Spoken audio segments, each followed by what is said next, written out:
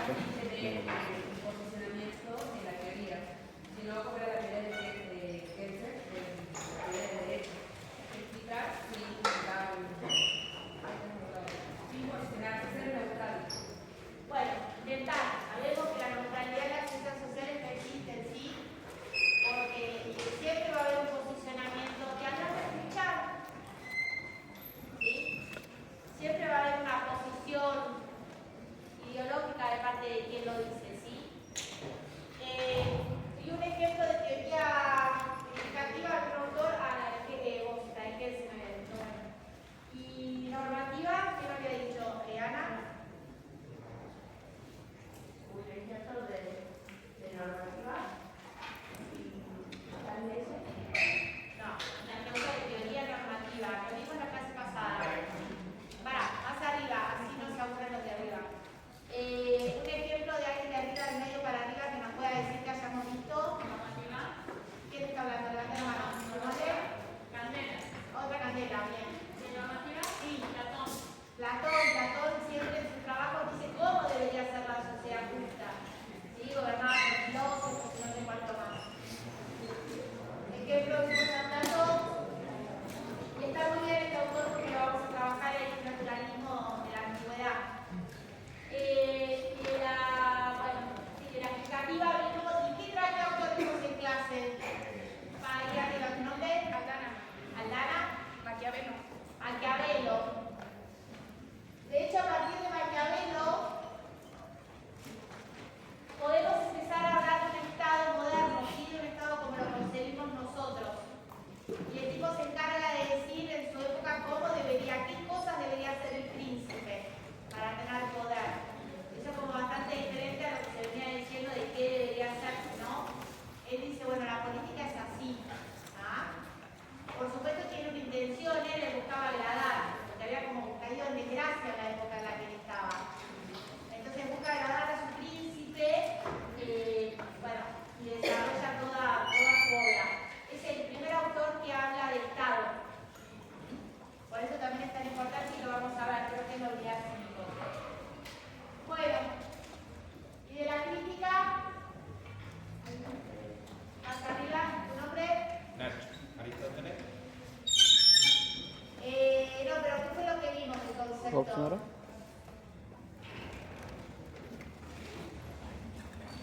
¿Tu nombre? Paulina. De la crítica, vimos más que nada de que un autor tenía que como criticar una teoría, pero sin poner su propia definición o sin crear otra. No era solo criticar, no puede ayudar. Perdón. ¿Tu nombre? Sí. Luciana.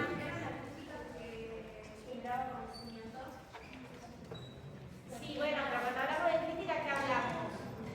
¿Tu nombre? ¿Mío? Sí, Candela. ¿Candela? ¿En serio?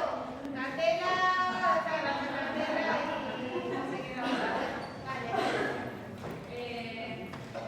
No es algo desfavorable, tiene que ver con la investigación, es cuestionar el conocimiento ya elaborado. Sí, pero no me gusta. ¿De dónde sacas esa definición? De la clase. ¿De qué? De la clase. Pero hablamos mucho más en la clase. ¿Tu nombre? Luciano. Luciano. Lo que tengo es una investigación acerca de la posibilidad de algo. No elabora un conocimiento propio, sino el proceso que fija otros conocimientos. Chicos, ¿en serio lo sacaron de la clase? ¿Escena más apunte o otra cosa? Sí. La clase pasada creo que no encontramos una teoría que sea crítica puramente. Bueno, pero ¿qué hablamos de la teoría crítica? ¿Cómo se llama? Gonzalo. Gonzalo. Básicamente era como mostrar los puntos ciegos de la teoría, digamos. Eso ¿Qué sería punto ciego? lo que dice, digamos. ¿Qué sería lo que dices? Lo que no se No, contempla. debilidades. ¿Qué sería lo que no se contempla? Lo que no está. ¿Ah? Lo que no está de la ¿En qué se cree Sócrates ahora la vida completa? ¿Viste? ¿Tu nombre? Valentina. Valentina, qué bueno, salimos de la. Vamos con el la. Valentina. La teoría crítica es una, ¿no? Que cuestiona prácticamente el conocimiento, que cuestiona prácticamente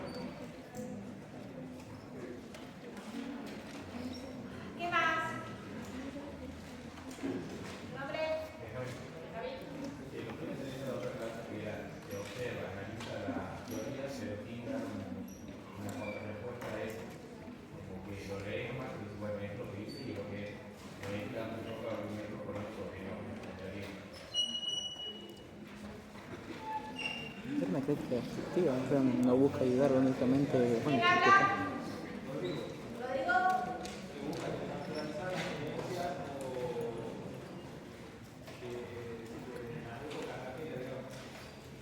Desnaturalizar me gusta. Bueno, puntos ciegos.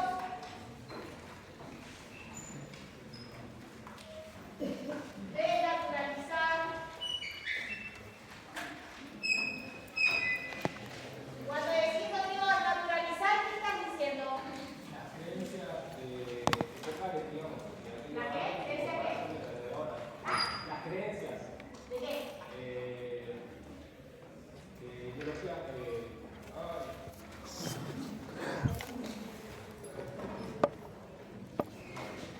No me cagas a ver con una de barbaco echarte el veneno.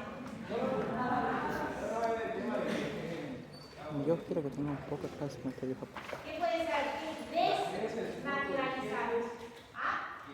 que ponen en evidencia los sesgos y prejuicios focales. Bueno, sí, ahí va.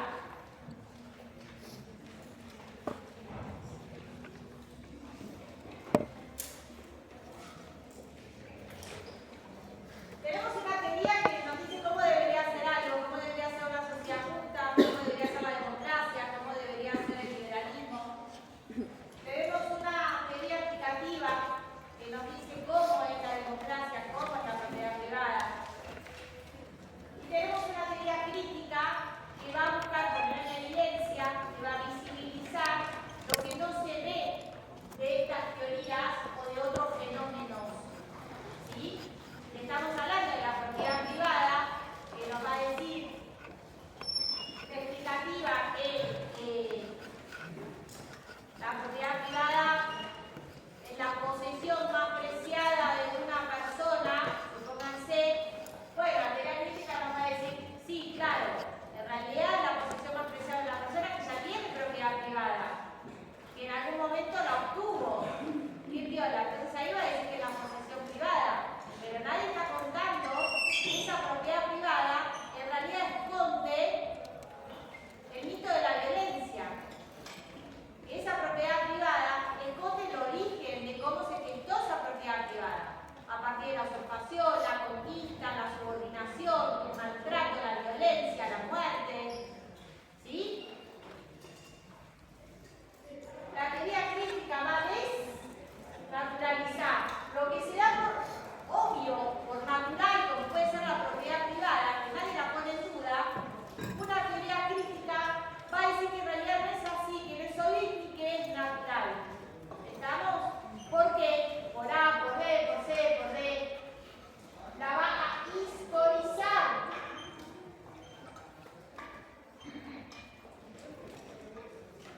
La va a contextualizar.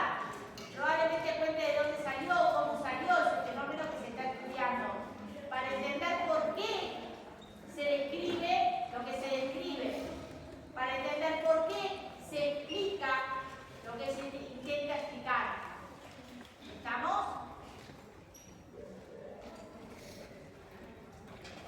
Yo lo que quiero también aclarar un poco es esto de que, bueno, hablábamos de la teoría marxista la clase pasada, que Alfredo decía, bueno, pero también genera conocimiento y es real. Lo que quiero que entiendan es que este tipo de teorías son tipos ideales, ¿sí? Son conceptos que nos ayudan a nosotros a entender desde dónde estamos estudiando ciertos fenómenos. Una teoría crítica puede ser una teoría crítica y a la vez, si se quiere, Explicativa. normativa, ¿sí? Porque nos puede decir también cómo deberían ser las cuestiones. Cuando Marx hace su análisis, hace una teoría crítica maravillosa de lo que es la propiedad privada. Pero también todos los pensamientos, todas las ideas de Marx constituyen un saber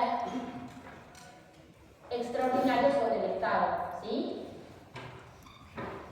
Entonces, lo que quiero destacar con esto es que entiendan que son tipos ideales, que no siempre vamos a encontrar teorías puramente normativas, puramente descriptivas, puramente escritas, ¿sí? Que se pueden mezclar. unas con otras cuando vamos a explicar un fenómeno social. ¿Estamos? Lo que es importante que entendamos, o que sepamos, o que admitamos que cuando vamos a estudiar un fenómeno social, o lo vamos a defender, o lo vamos a cuestionar, podamos hacerlo desde alguna de estas tres teorías, o por lo menos identificarlo. Cuando alguien nos está hablando de cierta u otra manera, entender que lo hace de una perspectiva normativista, de una perspectiva explicativa, de una perspectiva crítica. ¿Estamos? Doctora, disculpe. ¿Quién habla? Sí. Bueno, hagamos parte, por favor. La teoría de la crítica tiene que ver más lo privado pasa a ser público. No sé por qué dirías eso. Porque si ¿Cómo es tu nombre? lo privado pasa ¿Cómo a te ser llamas? público. ¿Cómo te llamas? Claro. Claro, ¿por qué? A ver. Y porque usted dice que no, como que no respeta los derechos de otras personas, digamos. Nada, yo no te dije eso. Yo no dije eso. Yo dije que la teoría crítica es una teoría que busca visibilizar los prejuicios, los puntos ciegos, como había dicho el compañero de arriba, que busca desnaturalizar, como había dicho el otro compañero, los contenidos de determinado fenómeno social, ¿sí? O de otra teoría. Busca que sepas por qué, cómo, dónde, cómo, por qué, cuándo, dónde. Después va a depender de lo que vos estés hablando.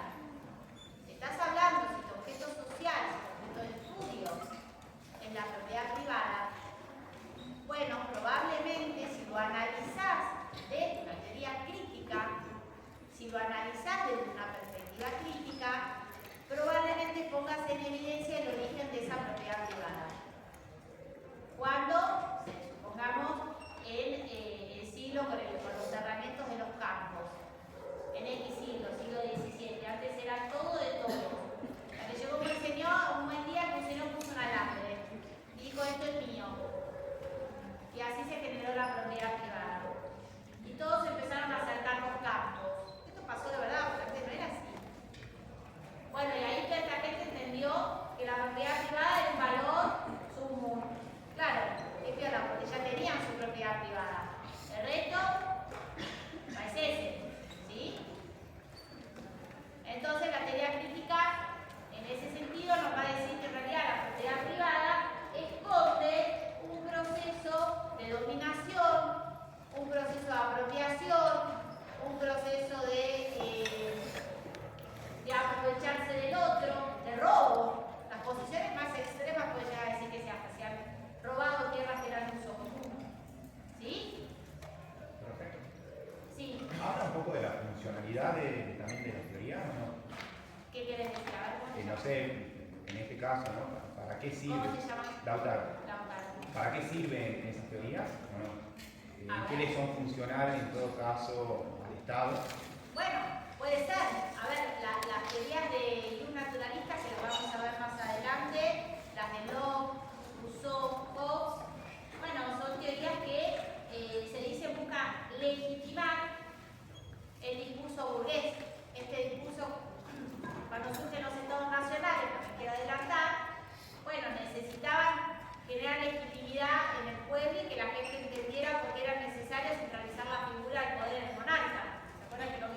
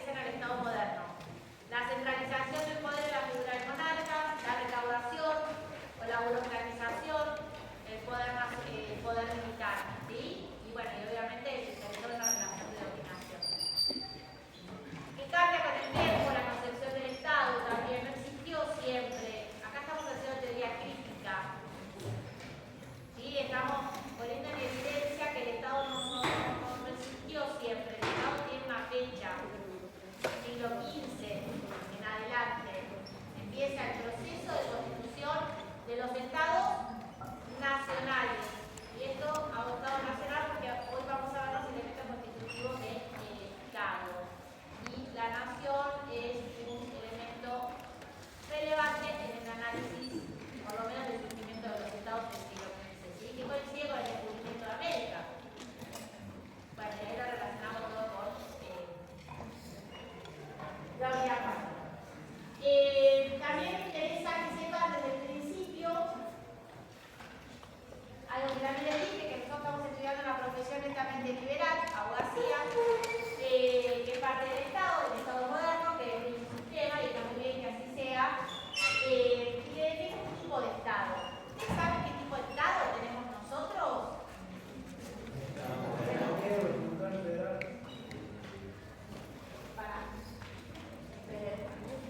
¿Capitalista?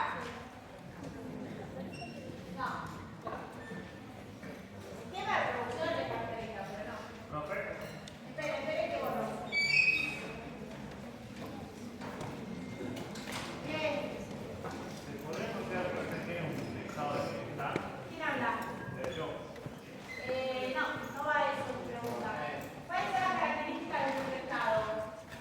Tenemos un Estado, lo que, bueno, todos hicieron contenidos transversales.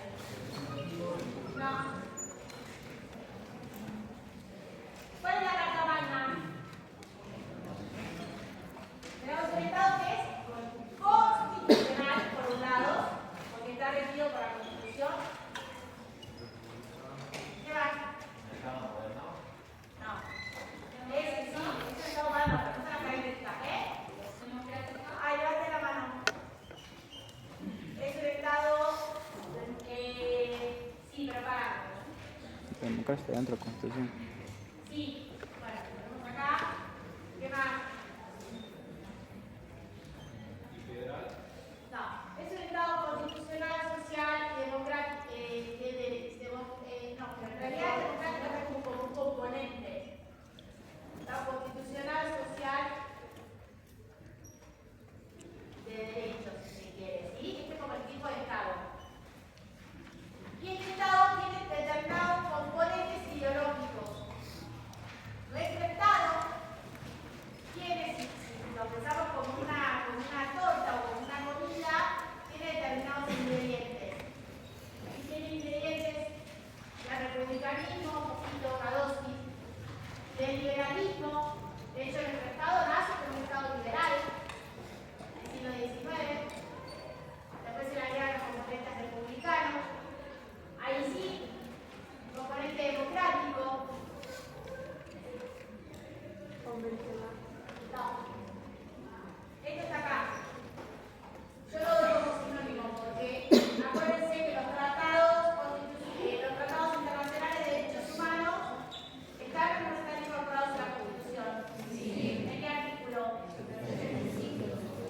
Inciso 22, muy bien, entonces forman parte del texto. Pero está bien que el Estado constitucional, confesional, social, democrático de derecho. Y tiene los componentes ideológicos, constitucionalismo, republicanismo, liberalismo, democracia y un componente social, por ejemplo con el 14 bis. ¿Sí? Todos los componentes ideológicos son parte de la receta de este tipo de Estado que tenemos hoy. La materia se va a encargar de trabajar cada uno de estos componentes, ¿sí?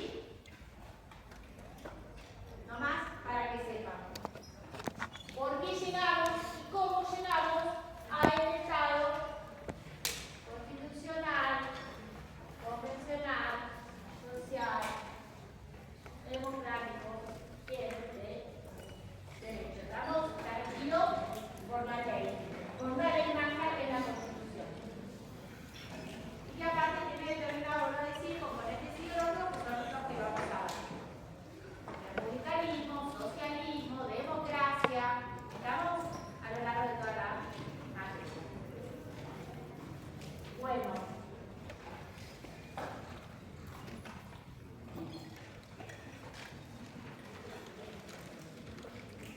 Dicho esto, vamos con unidad 2.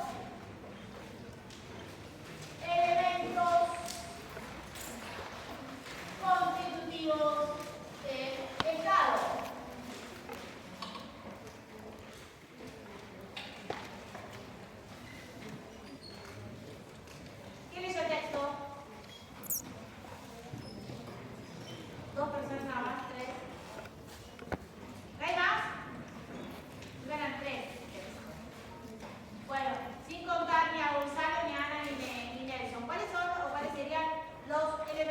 constitutivos de un Estado. Levanten la mano, por favor. Territorio.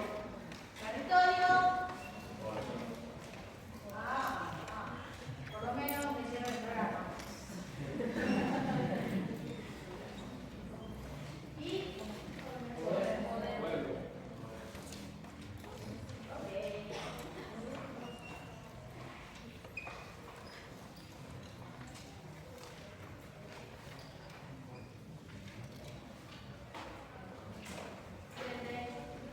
¿Qué es el territorio?